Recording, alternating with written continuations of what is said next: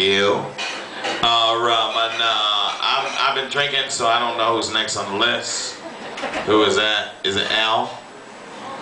Oh no, that's why I don't know. Who is Dave? Dave Levine. Oh, that dude? Oh shit, fuck that guy. You're right, fuck that guy. How did your name get up on the list like that? Alright, that's why I didn't. Alright. Dave, you ready? Hell yeah. Hey, check this out, y'all. Your next comic, man, this guy, if I wasn't drinking, I would realize that he has something really special. But the alcohol took over. I forgot who the fuck he was, his name. Now, on the other hand, if he was you, Stella, I'd have to lose all the goddamn brain cells in my head to forget about you. Because I'm trying to creep up on your ass later on this evening. You know what I'm saying? I got the condoms ready and I'm getting the bathroom cleaned and shit. We can fuck. What's my name, bitch? What's my name? No, I'm sure you'll do that to me. And I'll respond the way you want me to, dominatrix.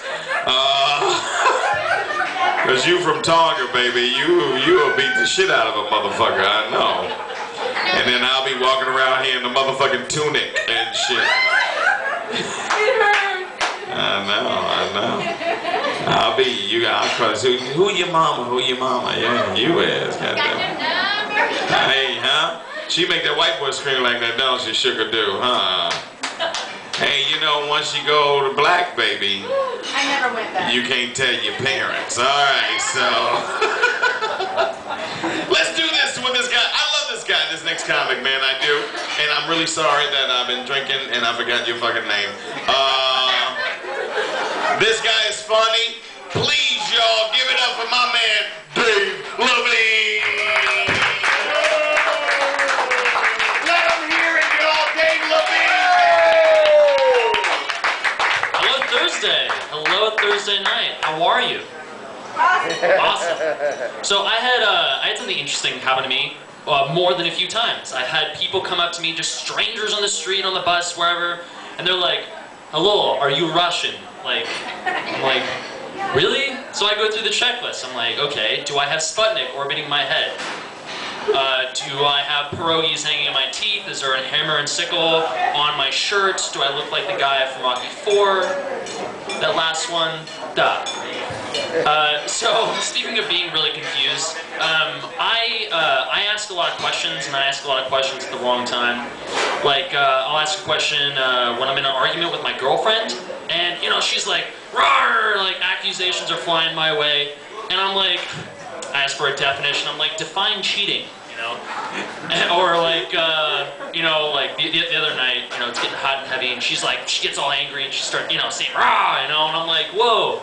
And I ask again, and I'm like, define wrong hole. I'm like, I don't get it, you know? So I had a really good time. I was applying for a job, and they asked one of my favorite questions, where do you see yourself in 5 years? And we always answer with these bullshit fucking responses like, well, I'd like to be working here still, having you assassinate my dreams. That would be best, haha. You know? Why don't we just answer honestly? Like, 5 years. Okay, on that day, I would like to be firing you, making reference to the irony of what shitty questions you asked at my interview. Ha! That's a well-written joke. You guys should have laughed. I mean, you missed your cue. That wasn't my fault. So I have this problem with getting woken up early in the morning, like horribly early in the morning, because bums shuffle through the crap in my recycling because they want a deal. I don't know. So I figured out what I'm gonna do. I'm gonna start recycling more lions. Because it's great, because then you get these like Chinese women who are like, cans, rawr, and they're like, get to the chopper! It's a tiger! Cool, I'll save it. My girlfriend asked me this question, and I thought it was interesting, and I'll bring it up to you. She goes, what would you do if you found out that women were faking orgasms when you and it was funny because she goes, when you were sleeping with them. I'm like, I thought whatever. And I go, what if women were faking orgasms when they were sleeping with me? First of all, that's impossible. And secondly, I wouldn't care. You know, I mean, stop me if I'm wrong, men in the room, but aren't we visual creatures? Don't we get off on the visual stuff, you know? So unless the woman's a bad actress, we're all good, you know, unless she's like, oh,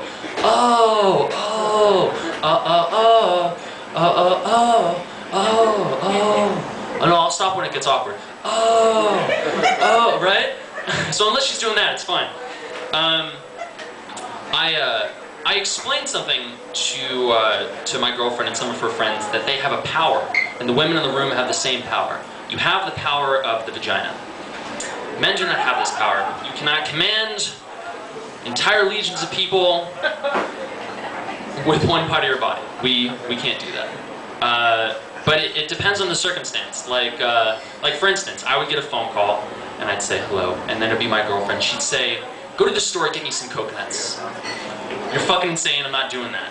And there'd be a pause, and she'd be explaining something to me on the other end of the other end of the line, and I go, "Held hostage, huh? Not gonna have any sex? Guantanamo Bay, that bad? Cool. You want me to go to Hawaii? I'll go and get you those fucking coconuts."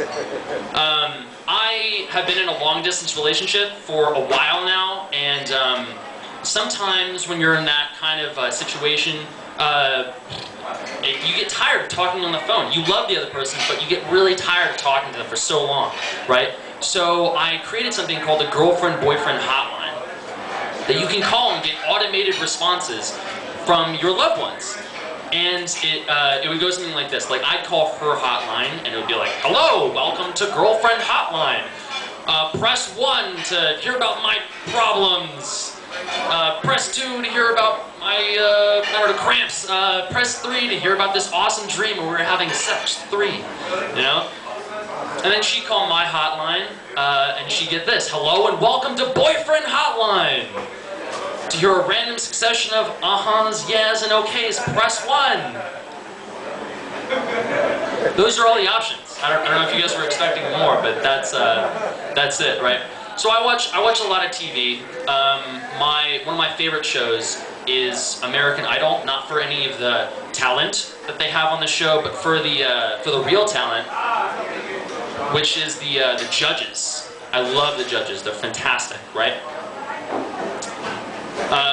Because they're ridiculous. You have Randy Jackson, who every time he speaks reminds me of the first time I tried to rap. Horrific. He's like, yo, yo, yo, yo, yo, dog, right? And then they move on to the woman who's always crying, Paula Abdul, right? She's like, "Oh my God, that song changed my life. I wish I could just bottle that song and drink it and then pee rainbows. It was delicious, you know?" And then you get to the guy who like crushes people's souls. This guy, fucking Simon. God, this guy's like, he's like Satan, you know? The guy, whoever it is, doesn't matter if it's good or not, he'll like, "You suck," you know? But he won't just like, he won't ask them to just leave nicely. He'll like destroy them. Like, say something just completely outrageous. Like they get done with their song and he goes, "That last song made me want to rape a kitten." We're like, "Whoa, Simon." And he's like, "I suggest that you leave the stage immediately and commit suicide." That's exactly what I think he'd say. All right, my name's Dave Levine. I hope you guys have a wonderful night. Dave Levine, give it up for Dave Levine, y'all. Thank you so much, Dave. Thank you. Hey, I want to make a suggestion. The kitchen closed at 9, so if you ain't drinking, you ain't having a good fucking time, all right? So start sucking some shit down, baby, because ain't no women in this neighborhood. That's fucked up. All right, it ain't. They got a little